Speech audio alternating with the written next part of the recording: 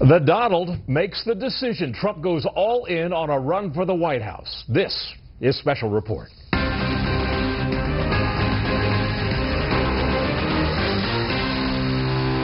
Good evening, I'm Doug McKelway in for Brett Baer tonight. He has been a real estate mogul, investor, television personality, and often a punchline. Now, Donald Trump wants to be president. The Donald finally pulled the trigger today after years of teasing and tempting. Senior correspondent Eric Shawn was in the room when Trump made the announcement with much fanfare and plenty of jabs at his fellow contenders. In a brazen and bold bid for the White House, Donald Trump did it as one would expect, his own way, slamming politicians as stupid and clueless, saying the country needs a cheerleader in the Oval Office because he says the American dream is dead. I am officially running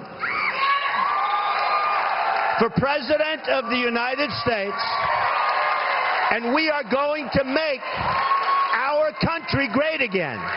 He announced in the gleaming marble-clad atrium of Fifth Avenue's Trump Tower, saying the same savvy that has given him a net worth of nearly $9 billion, not including overseas holdings, should be put to work for the nation. Our country is in serious trouble. We don't have victories anymore. How are these people going to lead us? How are we going to go back and make it great again? We can't. They don't have a clue. They can't lead us. Our president doesn't have a clue. He's a bad negotiator. Nobody would be tougher on ISIS than Donald Trump. Nobody. He said the election will be based on competence. I will be the greatest jobs president that God ever created. I tell you that.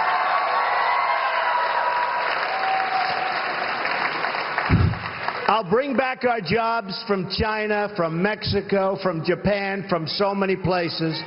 I'll bring back our jobs and I'll bring back our money. Before his announcement, the Real Clear Politics average of polls showed Trump with 3.6%, ninth among the leading Republican contenders. Trump has flirted with the run before, but this is the first time he actually jumped in. If Donald Trump is serious, he will shake this race up considerably. What does serious mean? Serious means getting on the ballot in primary states, raising or spending the money, putting an organization together, getting competent people to help him run this thing. But boy, it will be entertaining if he does, and it will sure shake up America. I don't need anybody's money. It's nice. I don't need anybody's money. I'm using my own money. I'm not using the lobbyists. I'm not using donors. I don't care. I'm really rich. Well, that he certainly is. Mr. Trump now heads to the key primary states of Iowa, New Hampshire, and South Carolina. An outspoken multi-billionaire on a mission, whether his fellow Republican candidates like it or not. Doug? Eric Shawn at the Trump Tower. Thank you, Eric. A key advisor to the Democratic frontrunner in the presidential race has inadvertently provided her enemies with new ammunition tonight. And Hillary Clinton's long association with both Benghazi and the use of private email addresses and equipment are once again front and center. Chief Intelligence Correspondent Catherine Herridge has that story. As Clinton advisor Sidney Blumenthal was ushered into the closed-door deposition on Capitol Hill, there are new questions about 60 emails his attorney handed over to the Benghazi Select Committee Friday that were never provided by the State Department. The committee's Republican chairman told reporters government bureaucracy or Hillary Clinton is to blame. And I will leave it to you to figure out whether there was a failure to produce on the former secretary's part or a failure to produce on the Department of State's. While Mrs. Clinton said in March she provided all the relevant emails to the State Department for review before wiping her personal server clean, today committee Democrats were on the defensive. This is all about GOP efforts to try to attack a likely Democratic nominee for president. I don't think it's accurate at all to say that the State Department has withheld documents. The State Department said it could not explain the gap in the record because it had never seen the Blumenthal emails and didn't know whether Mrs. Clinton provided them. The committee's leadership agreed the documents should be public, but disagree on the conditions. I am 100% for releasing the Blumenthal documents only if there is also the release of the transcript of today's deposition. If he has consented to the immediate release, unconnected to the issue of whether or not the deposition is released, then we'll have him out as soon as we can. Fox News is told the documents show Blumenthal provided policy advice, acting as a de facto intelligence operative for then Secretary of State Clinton. As fighting raged in Libya and the Obama administration chartered a course to support the opposition and overthrow Muammar Gaddafi, the Libyan dictator. Blumenthal did not stop to take reporter questions, but described the deposition as civil. And the deposition continues at this hour on Capitol Hill. Some lawmakers speculated it could go 7, 8, or 9 hours because it may be their only chance to question Blumenthal directly, Doug. Thank you, Catherine. Catherine Herridge on Capitol Hill. We're learning more tonight about what is being called the most devastating cyber attack in the nation's history. Information, some of it extremely personal and sensitive, hacked from government computers on millions of current and former federal workers. Chief Congressional Correspondent Mike Emanuel on today's attempt at getting some answers. Lawmakers demanding answers about the hacking of the Office of Personnel Management didn't get many details in today's open hearing, and that made House Oversight members furious. Republican Jason Chaffetz tried to pin down the extent of the damage. I would be glad to discuss that in a classified setting.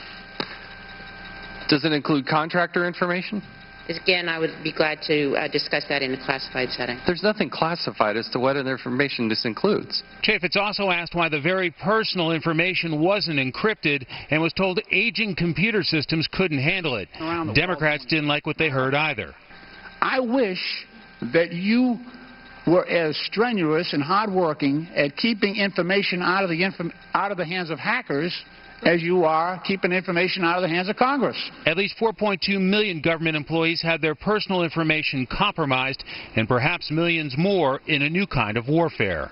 It's not bombs dropping or missiles launching. It's the constant stream of cyber weapons aimed at our data. This comes as the federal government is keeping the private health information of millions of Americans as part of Obamacare on healthcare.gov, which got off to a very rough launch. It's clear to me there is a high level of technological incompetence across many of our federal agencies. After a closed-door classified session with Secretary Jeh Johnson, the House Homeland Security Chairman sounded the alarm. To me, this breach was serious, pervasive, and a direct threat to our not only civilian but entire federal government. Now Chaffetz is calling for heads to roll.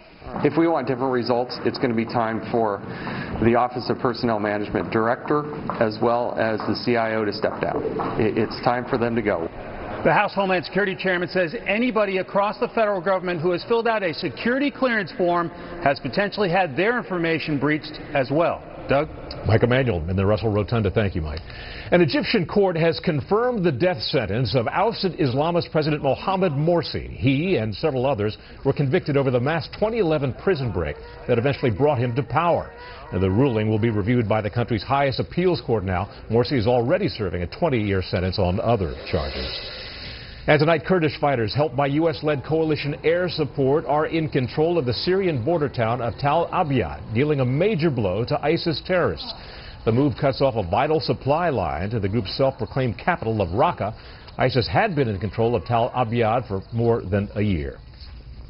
And a big win tonight, U.S. win for the war on terror. The #2 man in al-Qaeda and the leader of al-Qaeda in the Arabian Peninsula has been killed in Yemen. Correspondent John Huddy tells us what happened. The hunt for Nasser al-Waqshi stretched from the caves of Tora Bora to the mountains and wadis of Yemen. It was in Yemen where al-Waqshi, often the face of al-Qaeda in its videos, was killed in a U.S. drone strike Friday. Al-Waqshi had a dangerous and deadly terror resume. He was Osama bin Laden's secretary and climbed the ranks of al-Qaeda, becoming its #2 leader and head of its powerful Yemeni branch, al-Qaeda in the Arabian Peninsula. Al-Waqshi was expected to replace the terror group's global chief, Ayman al-Zawahiri. U.S. officials call al-Waqshi's death a significant blow to al-Qaeda and a victory in the U.S.'s ongoing counterterrorism efforts in Yemen. Al-Qaeda has exploited the fighting between Houthi rebels and those loyal to Yemen's exiled government with the help from Saudi airstrikes by strengthening its grip on cities like Mukalla, the seaport where al-Waqshi was killed. But with his death comes the rise of another dangerous and formidable al-Qaeda leader, Qasim al-Rimi. He's said to be the military commander of al-Qaeda in the Arabian Peninsula and was among 23 prisoners, including al-Waqshi, who escaped from a Yemeni prison in the country's capital of Sana'a in 2006. Along with his job as AQAP's military leader, U.S. officials have also described al-Rimi as the terror group's main recruiter in Yemen, reeling in the latest generation of fighters. The U.S. State Department has a $5 million bounty on his head. Doug? John Huddy in Jerusalem. Thank you, John. Secretary of State John Kerry made a long-distance appearance at the State Department briefing today. Kerry is at home in Boston recovering from surgery on a broken femur. Today he welcomed former Pentagon spokesman John Kirby as the new spokesman at State.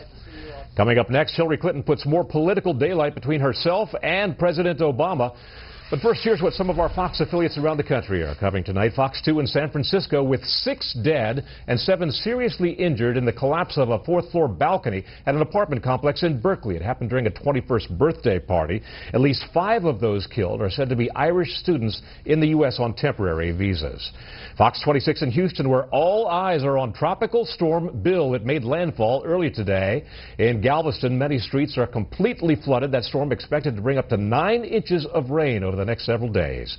And this is a live look at Busch Stadium in St. Louis from Fox 2. The big story there tonight, the FBI is investigating whether officials with the St. Louis Cardinals baseball team hacked information belonging to the Houston Astros.